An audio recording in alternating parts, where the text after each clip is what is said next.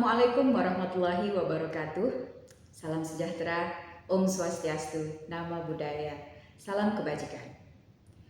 Perkenalkan, saya Emma Rahmawati Fatimah MA, dosen tetap non-PNS dari program studi S1 Sastra Jepang, Fakultas Ilmu Budaya Universitas Brawijaya. Video ini dibuat dalam rangka memenuhi persyaratan sertifikasi dosen tahun 2025 dalam pernyataan diri dosen dalam unjuk kinerja Tridharma Perguruan Tinggi atau PDD UKTPT. Pada kesempatan ini izinkan saya untuk memperkenalkan mata kuliah yang saya ampu, yaitu mata kuliah Bunpo 2 atau Tata Bahasa Jepang 2 yang ditujukan untuk mahasiswa semester 2. Mata kuliah ini termasuk dalam rumpun mata kuliah keterampilan skill bahasa Jepang tingkat dasar yang berbobot 4 SKS dan dilaksanakan bersama tim teaching bersama dosen lainnya. Mata kuliah ini merupakan kelanjutan dari mata kuliah Bunpo 1 atau Tata Bahasa Jepang 1 yang mengajarkan kosakata dan juga pola-pola kalimat bahasa Jepang tingkat dasar serta konteks yang tepat dalam penggunaannya. Melalui mata kuliah ini, mahasiswa diharapkan mampu memahami dan membuat kalimat dengan benar dalam bahasa Jepang menggunakan kosakata yang tepat dan pola-pola kalimat dasar sesuai dengan konteks yang dibutuhkan.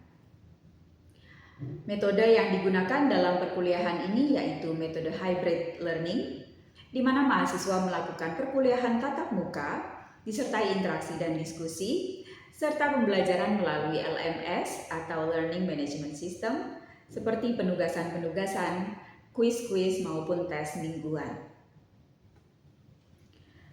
Mata kuliah ini mendukung 3 capaian pembelajaran program studi S1 Sastra Jepang, yaitu CPL 1 mampu mendemonstrasikan keterampilan bahasa Jepang meliputi mendengarkan, berbicara, membaca, dan menulis setara dengan tingkat bahasa Jepang dasar atau JLPTN 5, pra-menengah JLPTN 4, menengah JLPTN 3, dan pra-mahir JLPTN 2. CPL 2 mampu mendemonstrasikan bahasa Jepang secara lisan maupun tertulis dalam berbagai konteks komunikasi. CPL 3 mampu menghasilkan terjemahan baik dalam bahasa Indonesia maupun bahasa Jepang secara lisan dan tulisan menggunakan alat bantu berbasis teknologi. Adapun capaian pembelajaran mata kuliah Bunpo 2 ini, yaitu CPMK 1, mampu memahami kalimat sederhana menggunakan kata sifat, kalimat sederhana dengan kata kerja predikat seperti wakarimasu, arimasu, serta kata sifat suki, kirai, dan jozu. Kalimat sederhana yang menunjukkan lokasi suatu objek, kalimat sederhana dengan deskripsi jangka waktu dan hitungan, dan kalimat dalam bentuk futsu atau biasa. CPMK 2 yaitu mampu memahami kalimat sederhana yang menggunakan penjelasan dengan menggunakan kata benda, dugaan, yari morai atau beri terima, keterangan waktu, pada saat dan ketika, serta bentuk pengandaian. CPMK 3 yaitu mampu memahami dan membuat kalimat yang menyatakan alasan, kondisi kemampuan, kegiatan yang bersamaan, tahapan kegiatan yang akan dilakukan yang masih berlangsung, dan juga kegiatan yang sudah selesai dilakukan. CPMK 4 yaitu mampu memahami dan membuat pola kalimat untuk memberikan anjuran dan saran, menyampaikan dugaan, menyampaikan pesan dari suatu tulisan dan orang ketiga, serta memberikan perintah ataupun larangan. CPMK 5 yaitu mampu memahami, membuat, dan menyatakan suatu keadaan secara berurutan dengan menggunakan verba dalam bentuk pasif. Selanjutnya mari kita simak video pengajaran yang telah saya lakukan. Pada pertemuan perkuliahan ini saya mengajarkan materi dari buku Minna no Nihongo bab 17 sesuai RPS pada pertemuan pertama. Pada bab 17 ini dijelaskan pola kalimat yang menyatakan larangan dan juga keharusan dalam bahasa Jepang. Setelah mengikuti perkuliahan ini, mahasiswa diharapkan mampu membuat kalimat sederhana yang menyatakan larangan dan juga keharusan dalam bahasa Jepang. Indikator yang digunakan adalah kreativitas dalam membuat kalimat dan ketepatan dalam menjelaskan pola kalimat tersebut. Berikut videonya. Hai, konnichiwa minasan. Konnichiwa. Hari ini kita akan belajar di bab selanjutnya ya, bab 17 ya. Kalau di bab sebelumnya mungkin minasan sudah mendengar, sudah belajar tentang kata kerja. Nah, di bab 17 ini kita akan belajar tentang bagaimana cara menggunakan verba naik ya, verba negatif gitu ya. Kalau sebelumnya mungkin verbanya dalam bentuk positif, nah verba naik ini adalah bentuk negatif gitu ya dalam bahasa Jepang. Nah, sebelum masuk ke topik bahasanya, saya jelaskan dulu mengenai RPS, rencana pembelajaran kita untuk bab ini ya. Nah, di sini RPS pelajaran Bumbo 2-nya ya, mata kuliah Bumbo 2-nya ada 3 capaian pembelajaran ya di prodi yang didukung oleh mata kuliah ini, yaitu diantaranya mampu mendemonstrasikan keterampilan bahasa Jepang ya sesuai tahapan mata kuliahnya, kemudian mampu mendemonstrasikan bahasa Jepang baik secara lisan maupun tertulis dengan berbagai konteks kalimat sesuai level mata kuliahnya juga ya. Kemudian menghasilkan terjemahan baik dalam bahasa Indonesia maupun bahasa Jepang secara lisan maupun tulisan. Ini juga sesuai jenjangnya, jenjang mata kuliahnya ya untuk semester 2 ya. Untuk semester 2 mungkin pada tataran JLPT N4 gitu ya. Nah, lalu untuk yang mata kuliah ini capaian mata kuliahnya, nah ada di sini ya. Di pertemuan pertama ini mahasiswa mampu membuat kalimat sederhana yang menyatakan larangan ya dan keharusan gitu ya. Bab 17 ini adalah itu capaian pembelajarannya ya. Jadi setelah perkuliahan ini selesai, minasan diharapkan sudah bisa membuat kalimat yang digunakan untuk larangan dalam bahasa Jepang, kemudian perintah bahasa Jepang gitu ya, seperti itu. Ini capaian-capaian pembelajarannya. Kalau begitu kita masuk saja ke poin-poinnya lagi.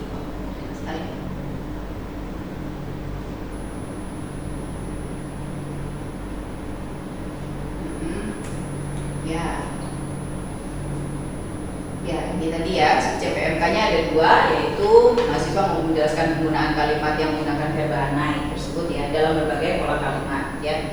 Kemudian bisa membuat contoh kalimat ya, tentu saja dari pola kalimat itu rebungnya seperti apa ya. Nah, ini tadi CPL yang di prodi yang sudah dijelaskan di awal. Nah, sebelum menggunakan pola kalimatnya, kita belajar dulu membentuk verba naiknya terlebih dahulu ya.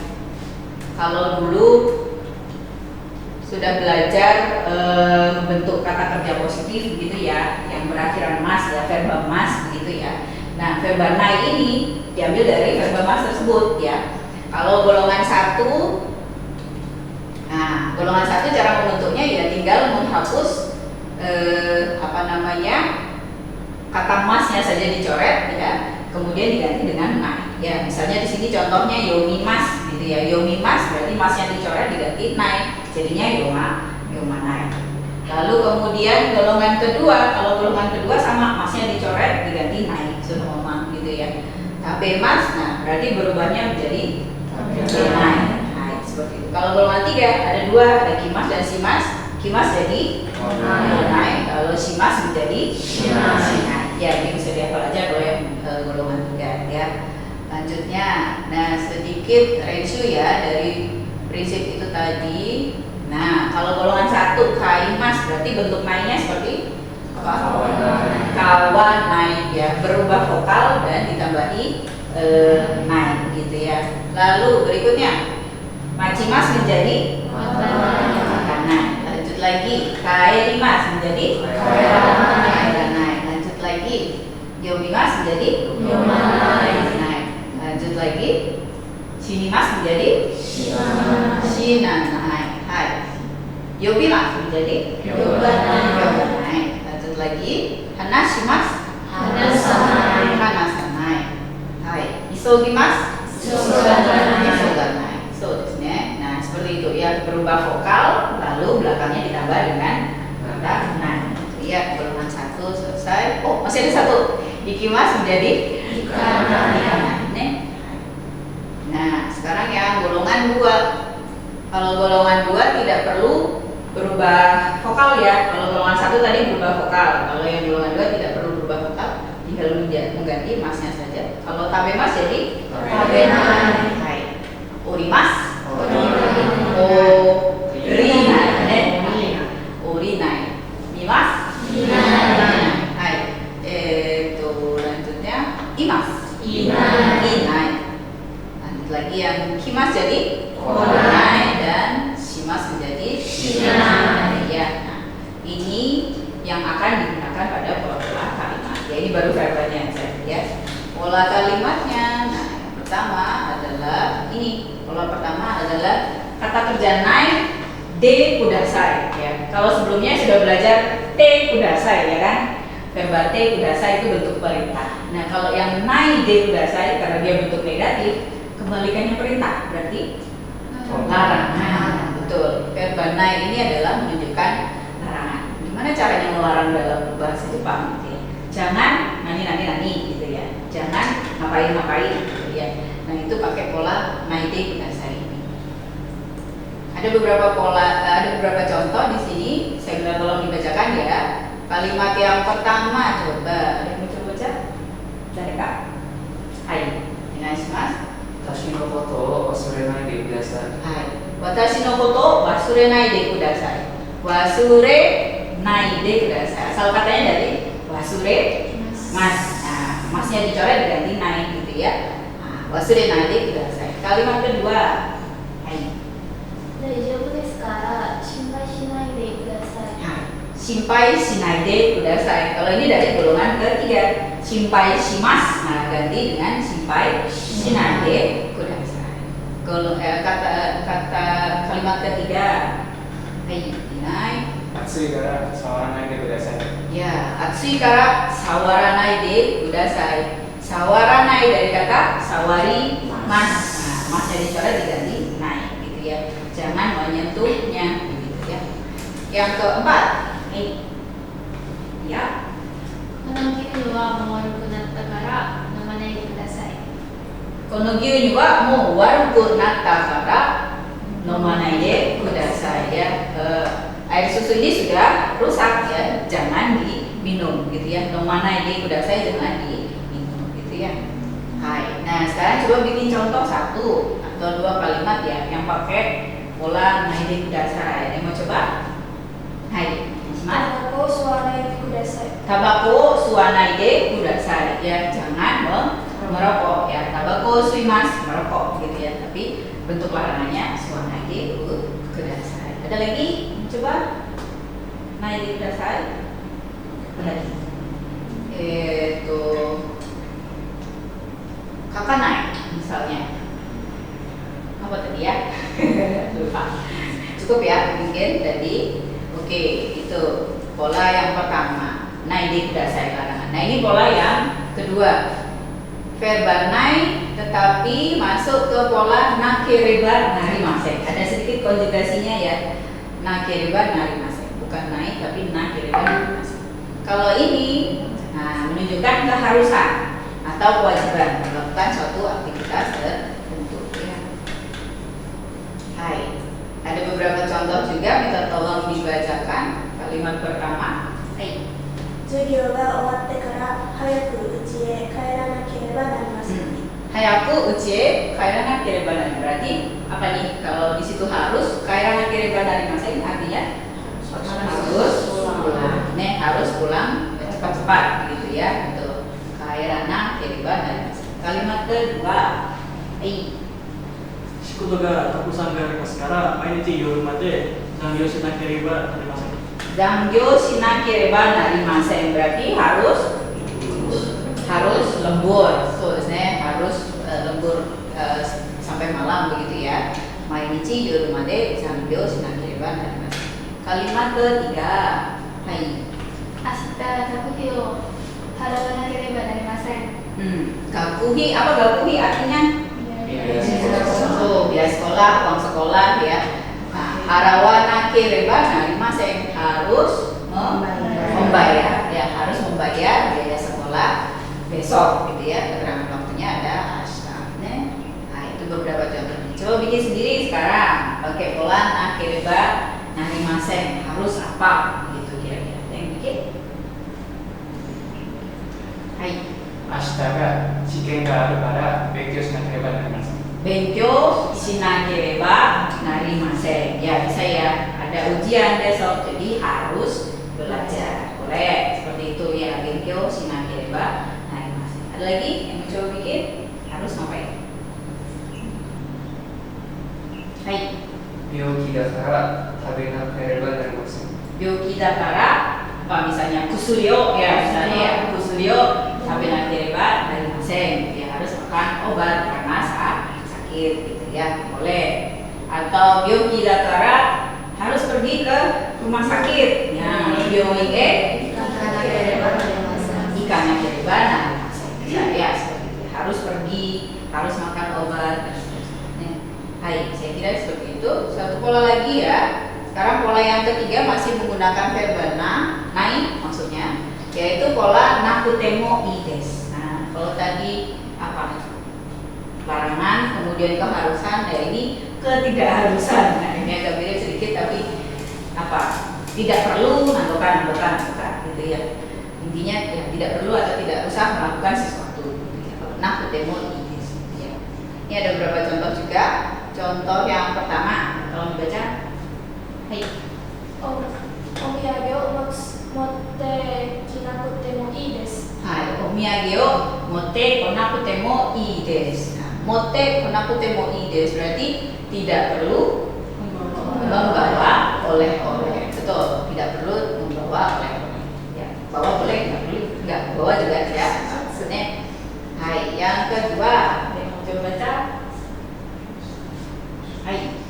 明日小説を返さなくてもいいです。 Hai, ashita shousetsu o kaesanakute mo ii desu. Nah, kaesanakute mo ii desu. Kaesu mengembalikan berarti kalau masuk pola ini tidak perlu mengembalikan. Betul ya, tidak perlu mengembalikan novelnya besok ya. Boleh minggu depan misalnya seperti itu. Nih. Hai, nomor 3. Lagi dan hai. 昼ご飯を払わなくてもいいです。 Hiru gohan o harawa nakute mo ii desu. Tidak perlu membayar. Oke, tidak perlu membayar. Saya aja yang bayar ya di traktir gitu ya. Harawa nakute mo ii desu.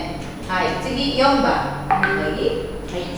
この資料をコピーしなくてもいいです。 Hai, kono shiryo o kopi shinakute mo ii desu. Dokumen ini tidak perlu di fotokopi ya. Bikin satu yuk. Contoh yang pakai pola tidak perlu nantokan ini. Yang coba bikin tidak perlu apa? Tidak perlu datang misalnya, tidak perlu datang ke kampus. Ikana kutemo ii desu. Ashita daigaku e ikana kutemo ii desu. Ya, misalnya lagi tidak perlu membawa laptop misalnya.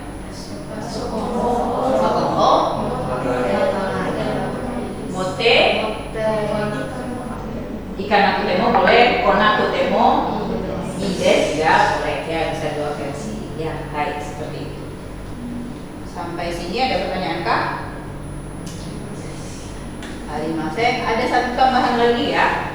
Nah, ini ada pola keterangan waktu ditambahkan madeni. Nah, ada pola keterangan waktu dan madeni. Mungkin sebelumnya sudah pernah belajar yang pola made ya. Kalau made artinya apa? Sampai. Nah, apa bedanya dengan madeni? Cuma beda ni saja ini. Nah, kalau yang ni ini artinya bukan sampai tapi sebelum.